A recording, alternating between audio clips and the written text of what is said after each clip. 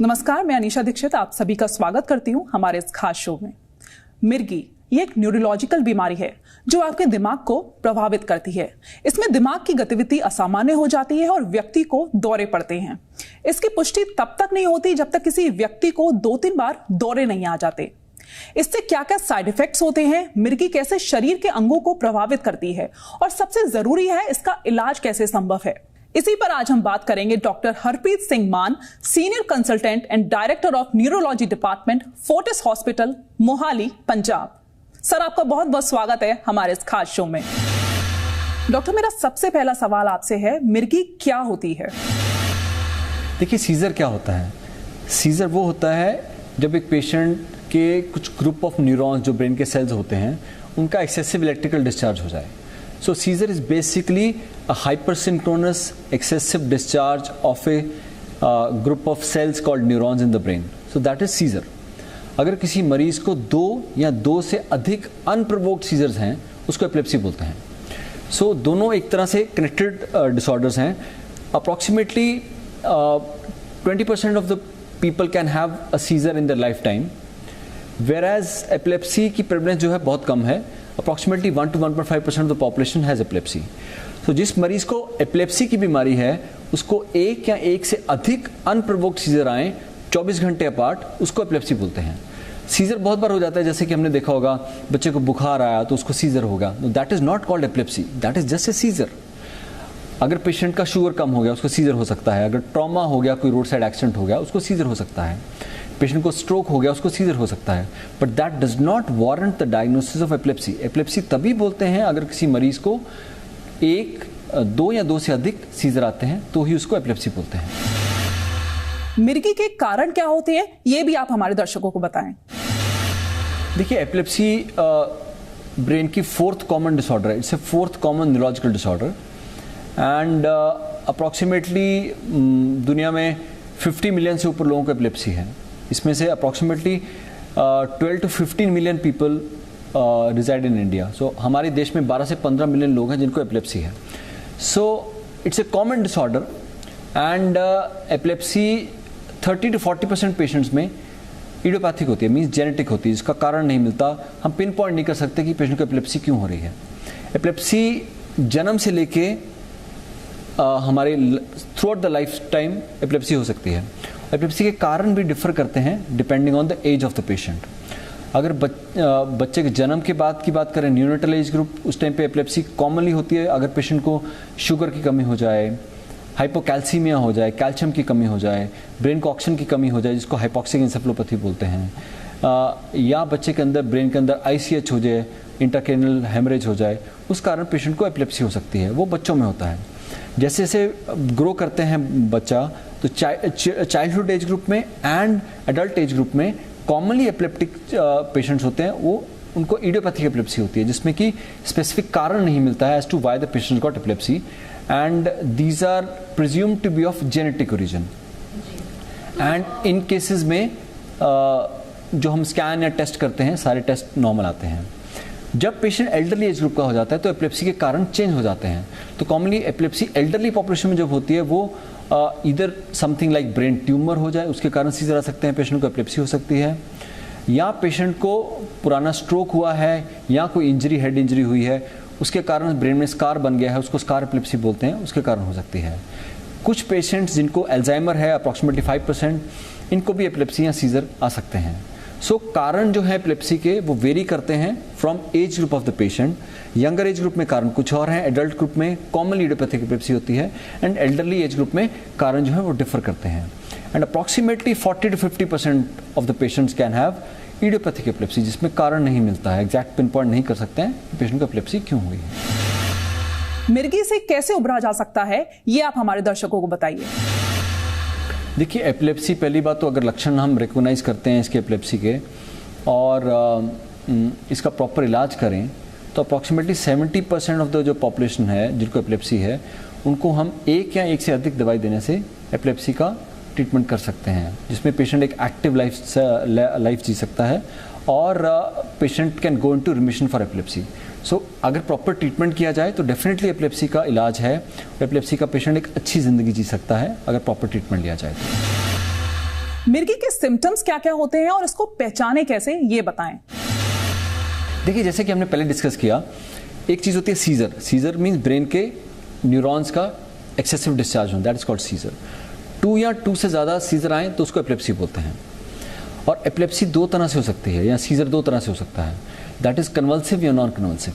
Convulsive मतलब होता है जब बॉडी में मोटर मूवमेंट्स बहुत दिखें। मीन्स आपने कॉमनली देखा होगा किसी को सीजर हो रहा है तो पेशेंट के मुंह से झाग आ रही है, आंखें ऊपर चली गई हैं, दांत टाइटली बंद हो गए हैं, जीभ कट गया है, गाल कट गया है, बॉडी टाइट हो गई है, बॉडी में झटके लग रहे हैं, पेशेंट अनकॉन्शियस हो गया है। Sometimes patient can have urinary stool incontinence also. So ये टिपिकल एक जनरलाइज्ड क्रोनिक सीजर के लक्षण हैं।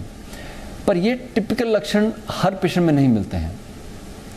कुछ पेशेंट्स जिनको कि से एब्सेंस एपिलेप्सी है, जो बच्चों में होती है, उसमें पेशेंट बैठा है, अपना नॉर्मल एक्टिविटी कर रहा है, सडनली उसका patient has arrest of the activity. जो भी काम कर रहा है बच्चा थोड़ी देर के लिए रुक जाएगा, कुछ सेकंड के लिए, और उसके बाद नॉर्मल फिर एक्टिविटी करने लग जाएगा। सो ये तरह का छोटा सीजर होता है जिसके बारे में जानकारी होना ज़रूरी है। कुछ सीजर्स होते हैं जैसे कि मायोक्रोनिक सीजर होते हैं। उसमें पेशेंट को क्या होगा, सुबह उठने पे अगर पेशेंट रात को कम सोया है तो सुबह उठ के झटका लगेगा, ऐसे हाथ से कुछ झटका लगेगा, जर्क लगेगा। Patient can drop an object, drop A toothpaste, toothbrush, may be A cup of T. तो ये एक तरह की मायोक्रोनिक सीजर होते हैं। कुछ पेशेंट को होता है कॉम्प्लेक्स पार्शियल सीजर होते हैं। उसमें पेशेंट को अवेयरनेस हो जाता है, पहले पता लग जाता है कि मुझे सीजर आने वाला है। पेशेंट को अब्डोमिनल सिम्टम होता है, कॉमनली अब्डोमिनल ऑरा होता है, या पेशेंट को साइकिक ऑरा हो सकता है, सेंसरी ऑरा हो सकता है। पेशेंट को पहले पता लग जाएगा सीजर होने से पहले कि मुझे अभी सीजर आने वाला है। तो पेशेंट एक सेफ जगह पे जाके बैठ सकता है जहाँ पेशेंट को हार्म ना हो। उसके बाद अगर पेशेंट को जनरलाइज्ड सीजर हो गया, कॉम्प्लेक्स पार्शियल से सेकेंडरी जनरलाइज हो गया, तो पेशेंट फिर बेहोश हो सकता है। सो डिफरेंट तरह की एपिलेप्सी है, डिफरेंट तरह के उसके सिम्टम्स हैं। जो हम कॉमनली एपिलेप्सी के सिम्टम जो हम सब लोग जानते हैं वो एक जनरलाइज सीजर डिसऑर्डर के सिम्टम्स होते हैं, जिसमें पेशेंट को फ्रॉथिंग, टंग बाइट, ये सब सिम्टम होते हैं। बट और भी बहुत तरह के सिम्टम होते हैं एपिलेप्सी में, जिसको इग्नोर नहीं किया जाना चाहिए। अगर कोई भी आपको एबनॉर्मल सिम्टम दिखता है जो ब्रेन से रिलेटेड है तो काइंडली अपने न्यूरोलॉजिस्ट से बात कीजिए, अपने सिम्टम्स उनके सामने बताइए, एंड आपकी उस हिसाब से डायग्नोसिस एंड इन्वेस्टिगेशन होना चाहिए। मिर्गी का डायग्नोसिस कैसे करते हैं? देखिए, एपिलेप्सी या मिर्गी is a clinical diagnosis. Patient हमारे पास सिम्टम लेके आते हैं कि जी हमें ये प्रॉब्लम हुई, तो उस हिसाब से हम डायग्नोस करते हैं। सो उसको सब्सटैंशिएट करने के लिए हम कुछ इन्वेस्टिगेशंस करते हैं। जैसे कि एक ब्रेन का स्कैन करते हैं, जिसको एमआरआई ब्रेन बोलते हैं, या सीटी स्कैन करते हैं, depending on the condition of the patient. उसमें अगर पेशेंट को स्ट्रक्चरल प्रॉब्लम है, स्ट्रक्चरल प्रॉब्लम मीन्स कि ब्रेन के अंदर कुछ अबनॉर्मलिटी है, जैसे कि ब्रेन हेमरेज है, या ब्रेन के अंदर ट्यूमर है, या ब्रेन के अंदर क्लॉट हुआ है, या पुराना कोई पेशेंट को ट्रॉमा हुआ था, हेड इंजरी हुआ था, उसके कारण ब्रेन के अंदर कुछ स्कार बना हुआ है, वो सब पता लग जाता है। या पेशेंट के वो ब्रेन के अंदर एनसीसी, न्यूरोसिस्टिक सर्कोसिस की गांठ है, टीबी की गांठ है, वो हमें स्कैन के अंदर पता लग जाता है। सो अगर ये सब हमें पता लग जाए तो हमारे लिए एपिलेप्सी का पिन पॉइंट करना कारण बहुत ईजी हो जाता है। बट बहुत बार approximately 50% of the times we are not able to pinpoint by doing an MRI as to what is the cause of epilepsy or seizure. So in case patients को idiopathic epilepsy होती है, so idiopathic epilepsy में हमारा scan normal आएगा। बहुत बार हमारे पास patient आते हैं, जी आपने बोला था जी हमें एपिलेप्सी की बीमारी है, ये तो ब्रेन की बीमारी है, पर आपने जो हमारा स्कैन किया है ये तो बिल्कुल नॉर्मल आया है, तो मुझे एपिलेप्सी की बीमारी कैसे हो सकती है? तो ये गलतफहमी है। जिनको एपिलेप्सी है अप्रॉक्सीमेटली 40-50% पेशेंट्स में आपके स्कैन नॉर्मल आ सकते हैं। आपका जो इलेक्ट्रोएंसेफेलोग्राम है, जो ब्रेन की इलेक्ट्रिकल एक्टिविटी देखता है, वो ईईजी भी नॉर्मल आ सकता है अप्रॉक्सीमेटली 50% ऑफ पेशेंट्स में। एंड जब भी पेशेंट को सीजर हुआ है तो जितना जल्दी सीजर होने के बाद हम ईईजी करते हैं उतना जल्दी ईईजी की एब्नॉर्मलिटी आने के चांसेस हैं। तो जितना लेट होते जाएगा तो उतना ही ईईजी की एब्नॉर्मलिटी आने के चांसेस कम होते जाएंगे। सो कहने का भाव ये है कि अगर आपको कोई ऐसा लक्षण है जो कि मिर्गी जैसा है तो इमीडिएटली डॉक्टर को कंसल्ट कीजिए, न्यूरोलॉजिस्ट के पास जाइए। वो लोग आपको depending on your condition they might ask for a few taste like CT scan, MRI और ईजी, और sugar levels, sodium levels, calcium levels, ये सब करवाएंगे। कुछ चीज़ें हैं जिसमें हम, कुछ सिंड्रोम्स होते हैं जिसमें हम कोई भी टेस्ट नहीं कराते हैं, जैसे कि कोई भी टेस्ट मैंने जैसे एमआरआई या सीटी स्कैन नहीं कराते हैं, जैसे कि जुवेनाइल माइक्रोनिक एपिलेप्सी है जिसमें हमें टिपिकल पता है कि पेशेंट का ये सिंड्रोम है, या एब्सेंस सीजर्स हैं, जुवेनाइल एब्सेंस या चाइल्डहुड एब्सेंस एपिलेप्सी है, तो उसमें हमें स्कैन की ज़रूरत ज़्यादातर नहीं होती है। तो ये सब सिम्टम होते हैं जिनको देख के हम पेशेंट को डायग्नोस करते हैं।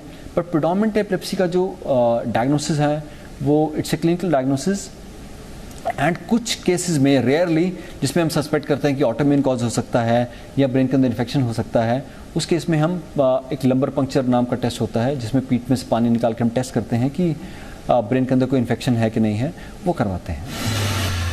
डॉक्टर, क्या मिर्गी का उपचार उपलब्ध है? देखिए, जैसे कि हमने पहले बात की, तो मेन ट्रीटमेंट जो एपिलेप्सी का है वो ड्रग से है। तो हमारे पास बहुत सारे ड्रग्स हैं, अप्रॉक्सीमेटली 30 मेडिसिन हैं, 30 दवाइयाँ हैं जो हमारे आर्मामेंटेरियम में हैं, जिनसे अगर हम प्रॉपर इलाज करें पेशेंट का तो अप्रॉक्सीमेटली 70% ऑफ द पेशेंट्स को प्रॉपर ट्रीटमेंट से उसका इलाज हो सकता है, and patient can have a good quality of life. So पहला इलाज जो है वो मेडिसिन से होता है। There are other modalities of treatment also available which can be utilized in patients who got drug resistant epilepsy, जिसमें पेशेंट को 2 या 2 से अधिक दवाइयों के लेने के बावजूद भी सीजर कंट्रोल नहीं हो रहे हैं, उसको बोलते हैं हम ड्रग रेजिस्टेंट एपिलेप्सी। उन केसेस में कुछ और मोडालिटीज़ या पद्धतिज़ होती हैं, जैसे कि अगर पेशेंट को स्पेसिफिक सर्जिकल इंडिकेशन है तो patient can undergo surgery for the epileptic locus which is causing the symptoms. वो कुछ एक स्पेसिफिक सबसेट ऑफ पेशेंट्स में होता है।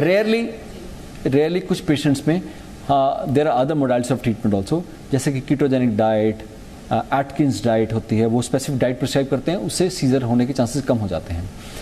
एक उसके बाद स्पेशली अगर हमें लगता है फिर भी सीजर नहीं कंट्रोल हो रहे हैं तो other treatment modalities are available also, like vagal nerve stimulation हो सकता है, डीप ब्रेन स्टिमुलेशन हो सकता है।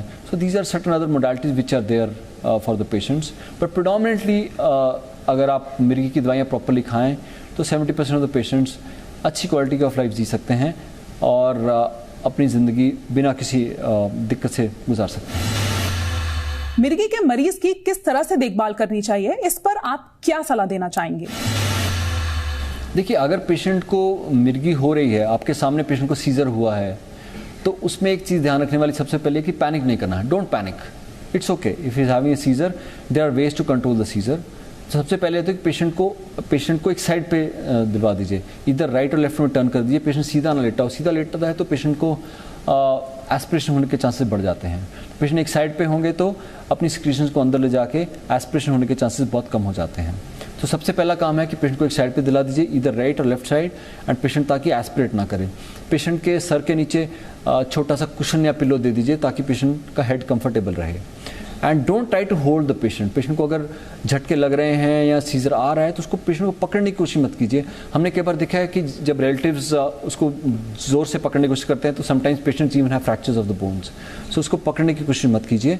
एंड एपिलेप्सी या सीजर जो उस टाइम सीजर हो रहा है उसको हो लेने दीजिए। Commonly seizures abort on their own by 5 minutes. आपका काम है कि उस दौरान पेशेंट सेफ रहे। सेफ्टी के लिए आसपास का एरिया क्लीन कर लीजिए, आसपास में कोई शार्प ऑब्जेक्ट्स ना हो, ग्लासेस ना हो, कुछ मेटल ना हो जिससे पेशेंट अपने आप को इंजर करे, तो वो एरिया क्लीन कर दीजिए। पेशेंट की टाई पहनी हुई है तो वो लूज़ कर दीजिए, कपड़े पहने हैं तो वो लूज़ कर दीजिए ताकि पेशेंट को सांस प्रॉपरली आ सके। पेशेंट के मुँह में कभी कुछ मत डालिए। कॉमनली लोग क्या करते हैं कि पेशेंट के मुंह में पानी डाल दिया या कुछ खाना डाल दिया, ऐसा सब मत कीजिए। पेशेंट कॉन्शियस नहीं होता तो पेशेंट को एस्पिरेशन होकर निमोनिया होने के बहुत हाई चांसेस हो जाते हैं। सो ये सब बेसिक बातें हैं जो कि अगर पेशेंट को सीजर हो रहा है तो उनको उनके रिलेटिव्स को, अटेंडेंट्स को ये ध्यान में रखनी है। अगर पेशेंट एपिलेप्सी का पेशेंट है तो रिश्तेदारों को ये ध्यान में रखना है कि पेशेंट का लाइफस्टाइल हेल्दी रहे। Patient should sleep in time. बहुत सी एपिलेप्सीज होती हैं जो अगर स्लीप प्रॉपर ना हो तो उससे एग्रावेट हो जाती हैं।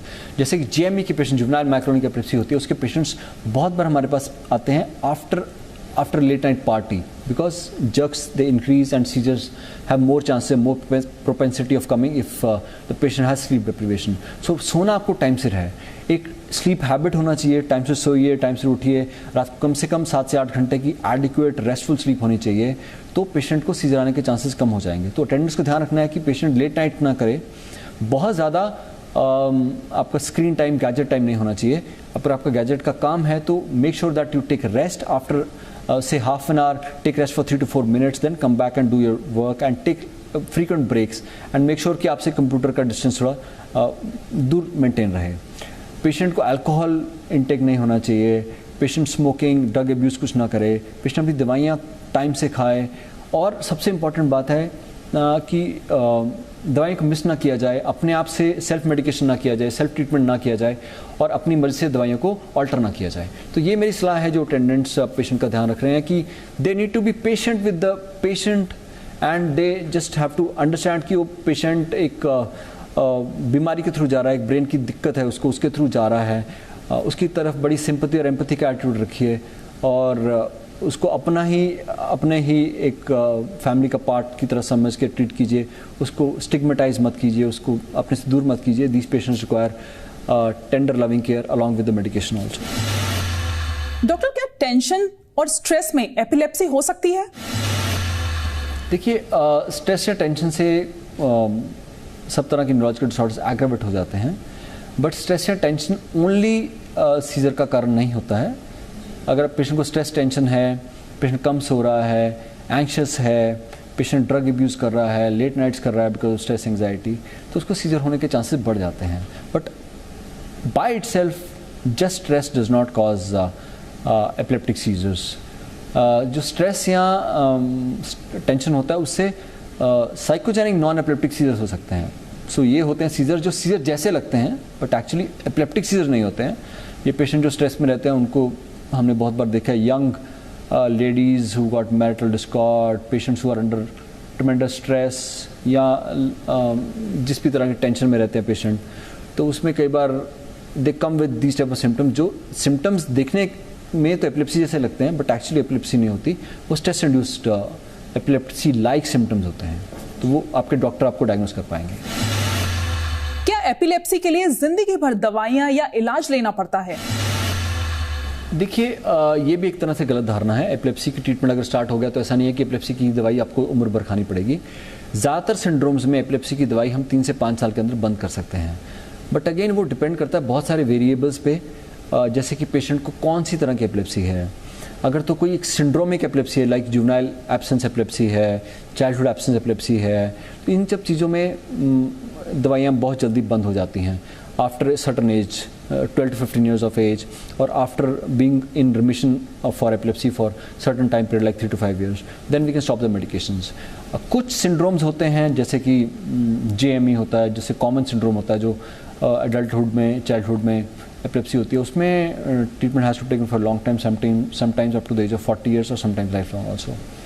कुछ चीज़ें होती हैं जैसे कि अगर ब्रेन के अंदर ट्यूमर पड़ा हुआ है या ब्रेन के अंदर स्कार बना हुआ है, पुराना स्ट्रोक हुआ था, पुराना हेड इंजरी हुआ था, उसके कारण स्कार बना हुआ है, तो उन पेशेंट्स को बहुत बार रेकरेंट सीजर होते हैं, और इन पेशेंट्स में sometimes in some cases the treatment might be required for very long time and sometimes even life long. क्या एपिलेप्सी वाले पेशेंट्स नॉर्मल लाइफ जी सकते हैं? इसके बारे में जानकारी दें।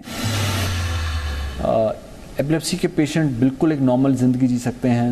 एपिलेप्सी के पेशेंट नॉर्मल स्कूल्स में पढ़ सकते हैं, वो नॉर्मल जगहों पे काम कर सकते हैं, they can marry, they can have their offsprings, they can have their family. So epilepsy के पेशेंट को एक नॉर्मल, जैसे डायबिटीज़ हाइपरटेंशन की बीमारी की तरह एक बीमारी है, वैसे ब्रेन की बीमारी है, उसी तरह ट्रीट करना चाहिए, और ऐसे पेशेंट्स एक नॉर्मल ज़िंदगी जी सकते हैं।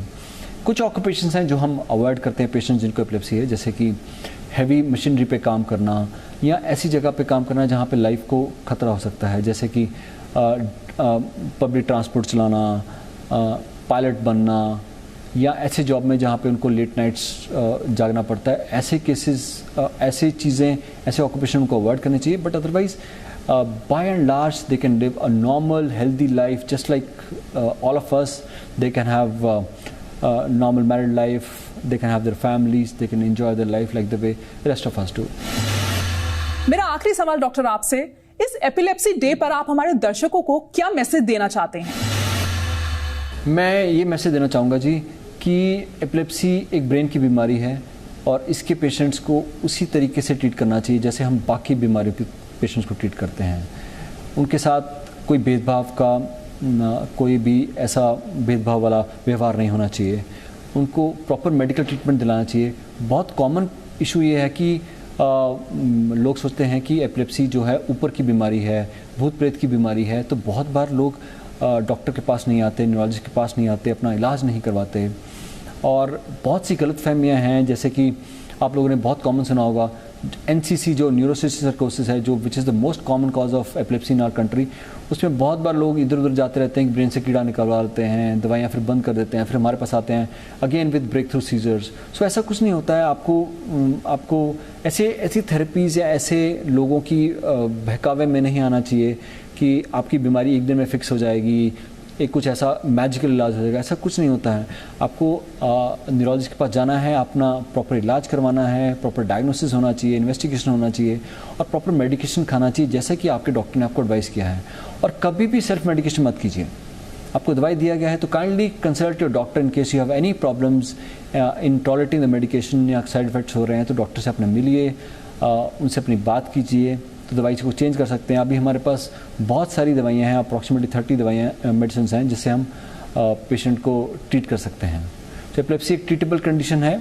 70% लोग 70% लोग जिनको एपिलेप्सी है हम दवाइयों से ठीक कर सकते हैं। और हमारे पास और भी मोडालिटीज़ हैं जिससे हम जो पेशेंट नहीं ठीक होते हैं मेडिसिन से उनका भी उपचार कर सकते हैं।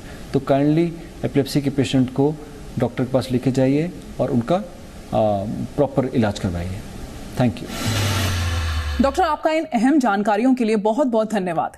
मिर्गी के प्रति कई अहम जानकारियां आपने हमारे दर्शकों को दी। उम्मीद है हमारे दर्शकों को इन जानकारियों से फायदा होगा और मिर्गी का सही समय पर सही इलाज हो पाएगा। अभी के लिए फिलहाल इतना ही। धन्यवाद।